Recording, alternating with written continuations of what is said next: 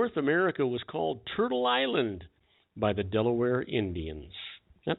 Well, you know what? You never know what's going to happen. How about this?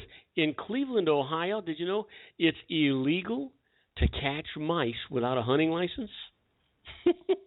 Go figure, boy.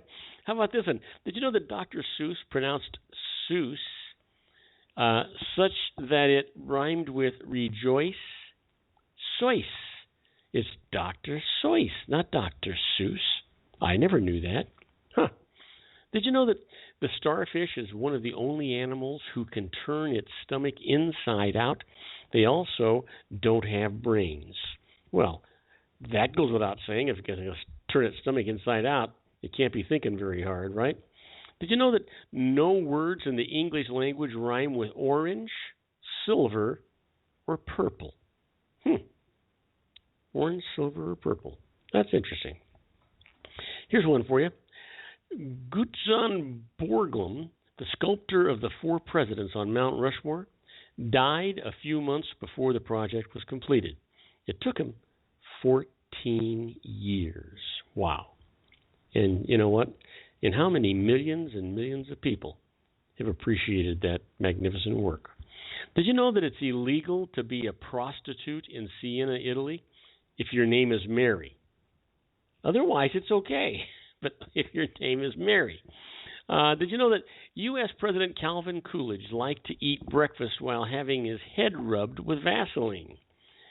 I'm not even going to go there. There's so many places I could go with that. I'm not even going to go there. Did you know that Walt Disney World generates about 120,000 pounds of garbage every single day? There's a world for you. Now, here's one for you.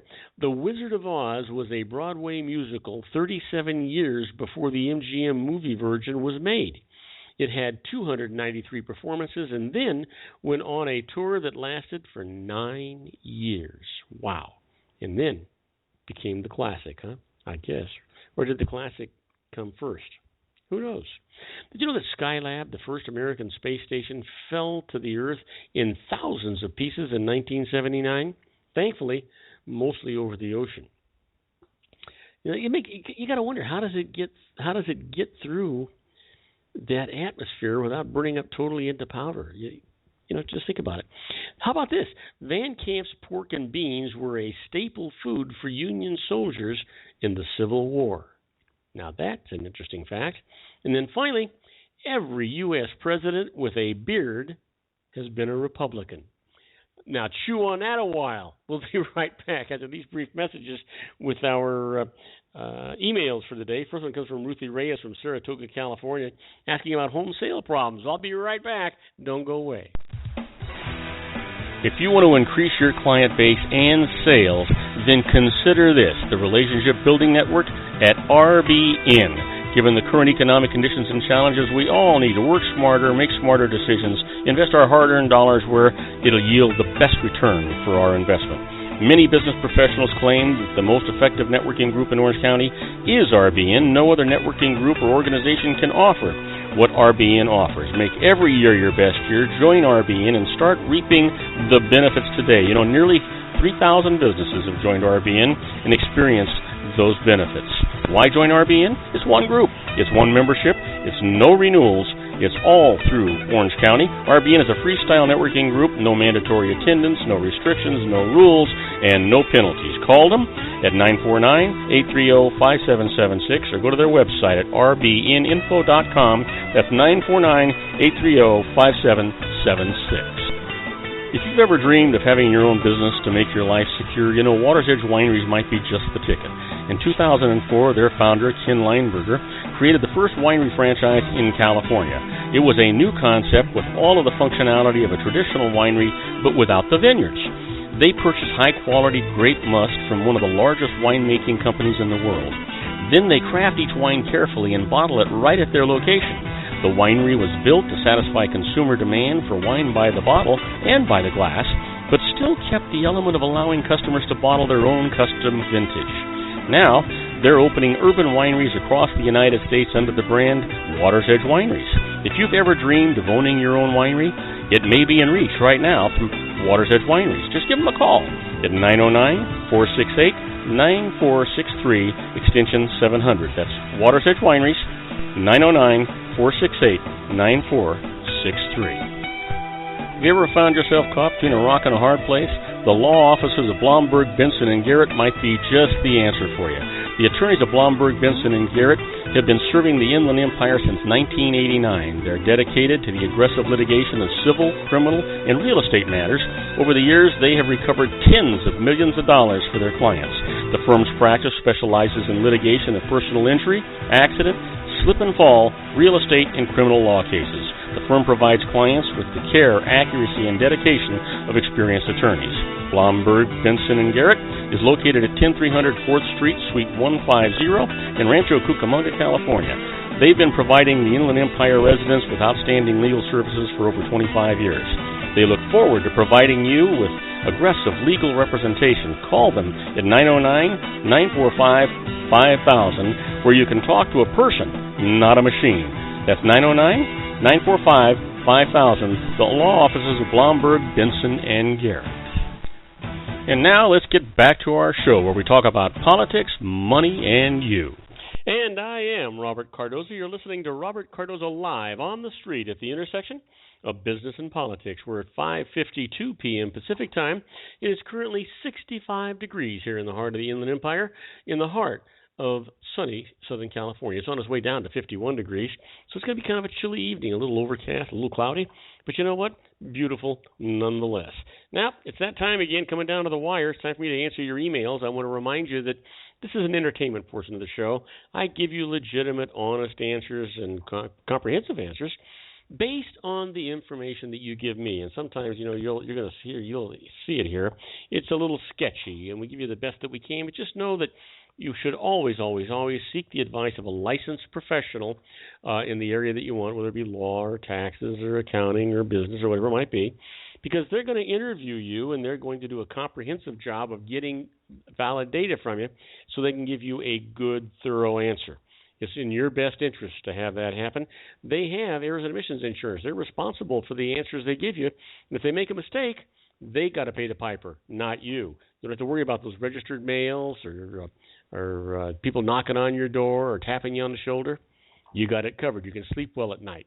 That makes it worthwhile. And these professionals generally save you more money than they ever cost you. Now, my first email is from Ruthie Reyes from Saratoga, California, and she's asking about a home sale problem. She says, I sold a residence that qualifies for tax-free gain, but the sales agent issued a 1099 reporting the sale amount to the IRS. If I include it in gross income, then even after deducting the tax-free amount from it, my adjusted gross income will go so high that I'll lose many other deductions. What can I do? Well, Ruthie, when you sell a home that you owned and used as a primary residence for 2 of the prior 5 years, up to $250,000 of the gain on that sale is tax-free, and it's $500,000 on a joint return. Now, this amount is simply not reported on your return. So, if you just don't have the problem that you described, you don't have to report that 1099 anywhere on your return as long as none of it is taxable. Now, if part of it, the gain here is taxable, only that taxable portion is included in your gross income. So, Ruthie, I hope that helped you. My next email comes from Elsie Romero. She's writing me from Lansing, Michigan, asking about donating a house. And she says, I've owned a house as an investment property for several years. It has declined in value, and I wonder if I can do better by donating it to a charity instead of selling it. Well, Elsie, if you want to make a charitable contribution or donation, sell the house first and donate the sale proceeds. If you donate it to charity, you'll receive a charity deduction only for its market value, which has a cash value equal to the amount of the deduction times your marginal tax rate, and no loss deduction. So let me give you an example of that.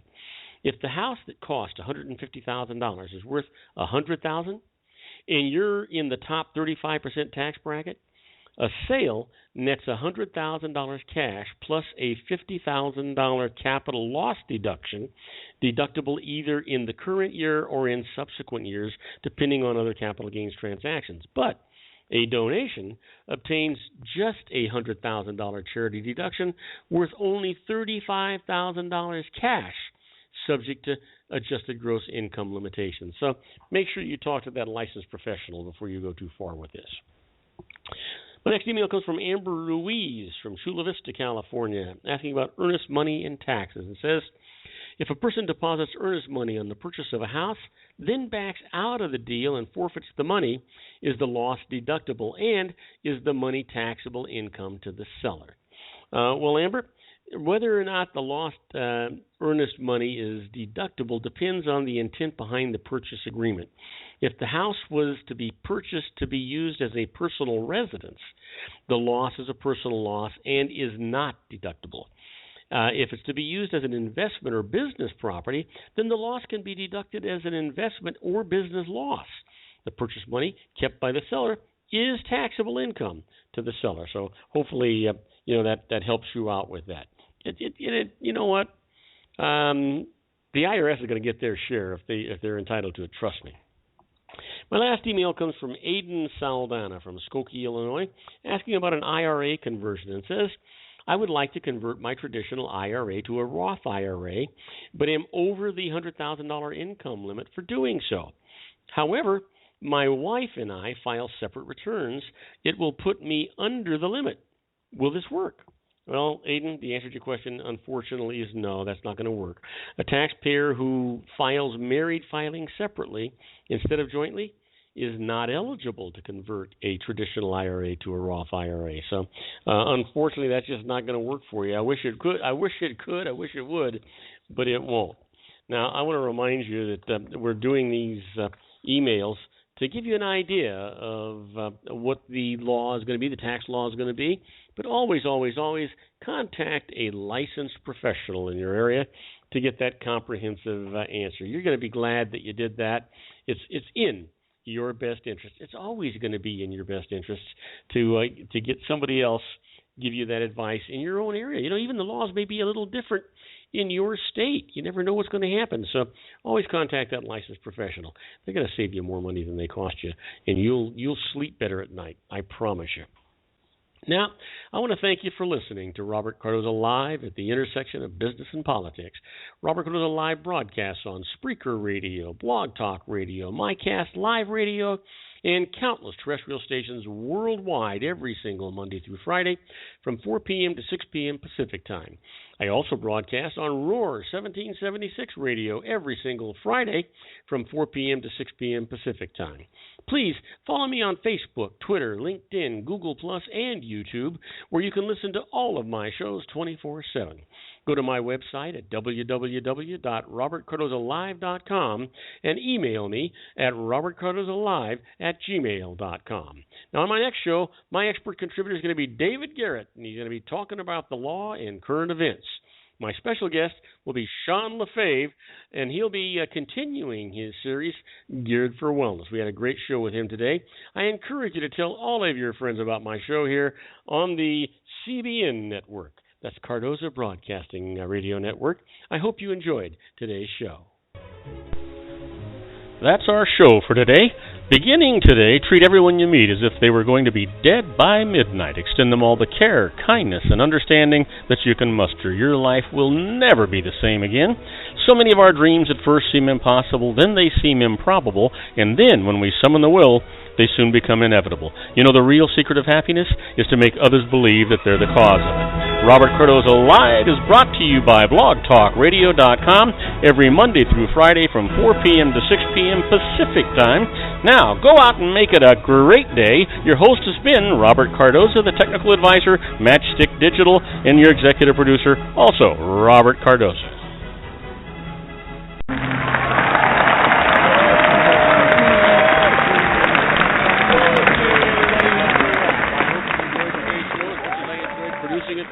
Don't forget to join me here again tomorrow at 4 p.m. Pacific Time for another installment of Robert Cardoza Live on the Street at the intersection of business and politics. In the meantime, stay healthy, stay happy, be good, and have a wonderful evening. Good night, everybody.